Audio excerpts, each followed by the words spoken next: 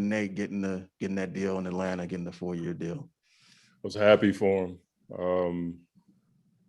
He and I talked so much before he took the job in Atlanta, and being a head coach again wasn't even on his agenda.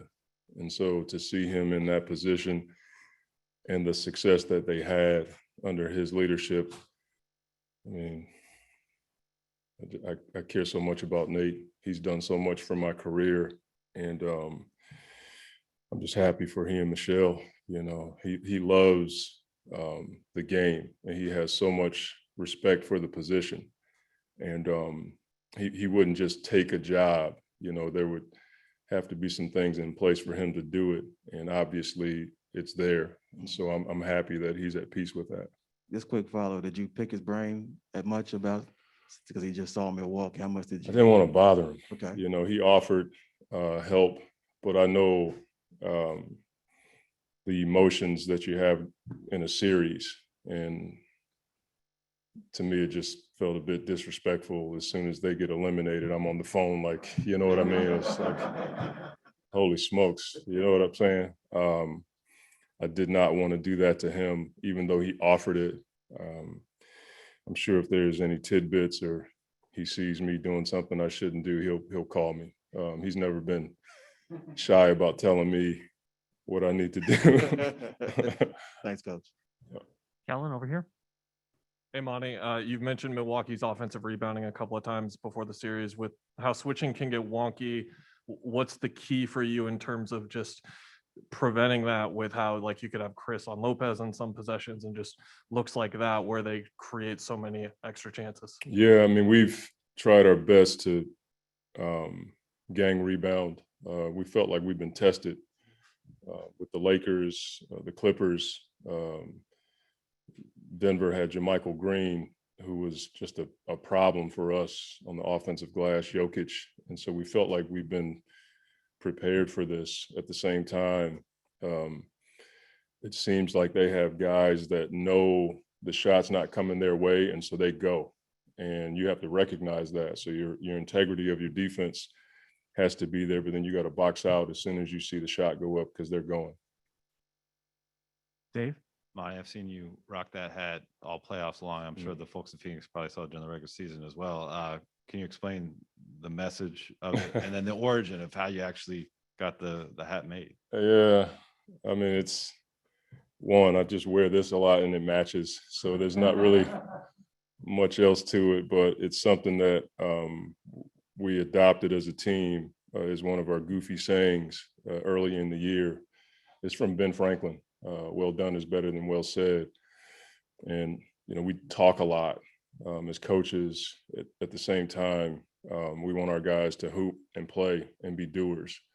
And, you know, that's production on the floor, but also being a good teammate, respecting the game.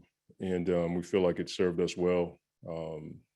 There are times where the guys forget because they see the greater than sign, and they'll remember, like, oh yeah, that's right. And they all have the same hats.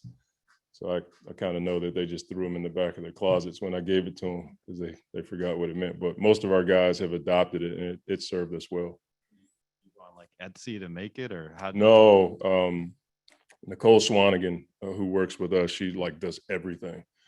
I'll call her with an idea, and she'll get with Dean, and the creative people will come up with a hat or a T-shirt or a hoodie that we try to, you know, pass around to the team. And the guys tell me that they've kept all the stuff, and from time to time I'll see them or somebody in their family with the hat on. And so that part's been pretty cool, that they care enough to keep all the goofy stuff that I've given out over 2 years.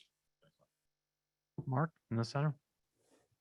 Hey, Monty, to kind of build on top of that, how would you say, like, what are some of the distinguishable characteristics of the culture that you've tried to implement here? And what was the buy-in like last year and this year?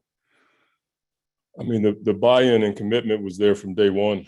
I always refer to my first meeting with Book.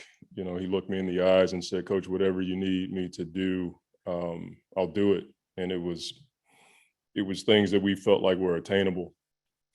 Respecting time, compete, defend, share the ball. And then the last one was gratitude. And the first four are pretty clear, but gratitude is something that we feel like gets lost in the NBA. We've always told our guys, this is a get to, not a got to. We get to be in the league. I still get excited when I have a bag with new stuff in my locker. I've just been around long enough to know that this is not a right for me to be in this position. It's a privilege, and we try to share that with the guys, and they feel the same way. We all come from different backgrounds, and somebody else could be in this position. And so the gratitude part is just something we all try to think about from time to time. On your right, Dan? Hey, Monty. You told us after Game 6 in Los Angeles that you were kind of a wreck for a short amount of time before that game, really emotional. Yeah. How were you today, kind of going into this? And then along those lines, Chris Paul's waited his entire NBA career to get to this point. What do you expect from him on this stage? I think the emotions come from, the work that goes into it, the decisions that you make in your life to get to this point, or things that people do for you to help you get to this point. This week, I really haven't had time to reflect on it at all. I've just kind of been waiting to get back on the floor. That moment that I had in the locker room with Randy, Randy Ayers has been with me from day one in New Orleans. And we were just talking about our journey together. And then he just started telling me how he felt about me and, that kind of thing. So that kind of brought some emotions. And I think, just my desire, I want it badly. And I know I've been blessed a lot to be in this position, and I never want to lose sight of that. So sometimes it's overwhelming when I think about how blessed I've been to be able to do what I do for a living. Mark Spears? Coach, in coming to the finals, a lot of people are going to learn the team's stories. What can you say about James Jones and the job he's done that a lot of people probably don't know much about him at this point? Yeah, I mean, James just has no ego, I don't think there's ever been a time where he and I have talked on the phone after a good game or a bad game where, he's like, hey, we need to do this or that. It's never been that. It's always been a commitment to our program. And at the same time, he and I think differently. And so when we have our quiet moments, he's not afraid to say, this is what we did in this situation in Miami or Cleveland. And it's always at the right time. He has people skills that I don't have. He knows how to manage certain situations. And I've learned a ton from him in that regard, and watching him lead the organization in a different way than I would. And that has really impacted me. Also, what do you remember when he first called you about Chris? And when did you think it could be a reality? Yeah, I mean, when he called me, I didn't understand the numbers and what it would take. So it was just like something to talk about. Obviously, I was excited, but I didn't know how it would work. And so then when it started to get close, it was one of those deals where I was like, holy smokes, like this could be really good. And at the same time, I had feelings for, Ricky and Kelly and Ty. They helped us get the program rolling. But I also knew that having Chris was going to change things in a way that, could allow for us to be in this position just because of who he is and my experience with him before. He certainly helped me look better as a coach than I would have had I not had him in New Orleans. And I'm just grateful that he's with us. Melissa up front? Hey, Monty. What's impressed you most about DeAndre's growth on the defensive end? His communication. That there was a number of times last year where the languages and the vocabulary was different for him. This year, having continuity, he's picked it up and he kind of knows what we're going to say in meetings. And when we put stuff on the floor, he already knows what we're doing. And that's impressive, especially for a young big. And then his ability to cover up a lot of mistakes. And certainly the defensive rebounding. You know, he's the guy for us when it comes to that environment. So defensively, he's just the force and energy that he plays with every possession, for sure. There's a number of things that we're, you know, grateful for that he brings to the table on the defensive side of the ball. Go ahead in the middle. Hey, Monty, you've won game one of each of your playoff series so far. Have you noticed a common thread in all three of those games? I know it's different opponents, but maybe something that you feel like can help tonight to get off to a good start as well. I haven't. I just, you know, we have a style of basketball that we like to play. That's been the thing that you hope for. Certainly being at home helps, but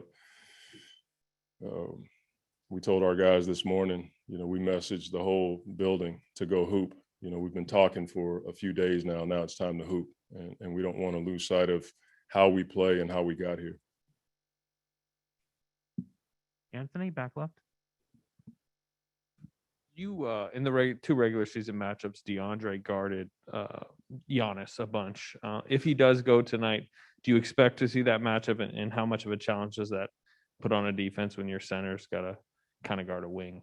I think you'll see multiple guys on Giannis if he does play. We're prepared for either situation. Most teams have tried to guard him with a bigger guy, but when you look at the game, you'll see, you know, 6'6", 6'7" guys also guarding Giannis. No one's been able to stop him, but you don't want to give him everything. But he's a decorated all-world player. And so we know it's going to take our team defense to try to nullify what he does effectively.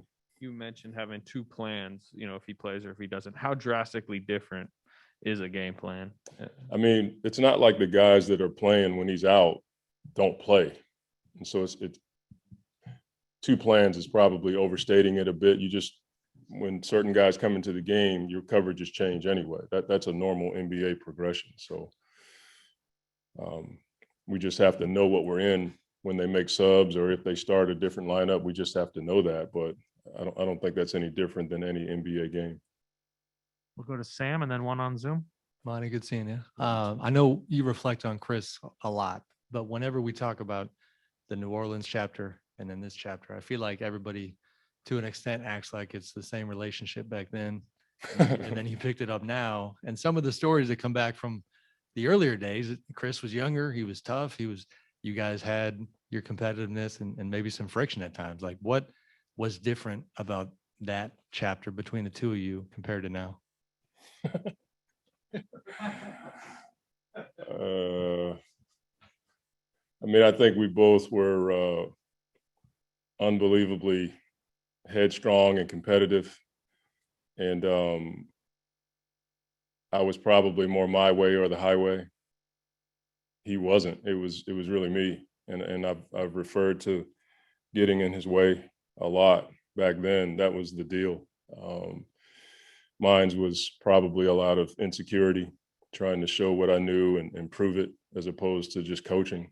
And that probably ruffled feathers, not just his, but a number of the players remarked to me that was the case. And, you know, after you've had some life experiences and you know, listen to people about their evaluations of you, especially people that you respect, you have no choice but to change. And I've learned I'd rather be effective over right. And, you know, I hope this time around, you know, there's a level of growth there that exhibits that, especially with my relationship with him. Go ahead, Palmer. Last one on Zoom. Final question is going to be Nicole Jarina from Puerto Rico. Hi, Coach. I hope you're doing well. Thank you. How important is start the game with urgency to try to protect the home court? It's been a pillar for us throughout the series. You know, if there's something that we want to do is get off to a good start with the effort and the energy and the focus. And hopefully that leads to production offensively and defensively. But we learned that in Game 5 versus the Clippers, that when we don't start with the effort and the juice, we put ourselves in a tough spot. So I don't think that's going to be the case.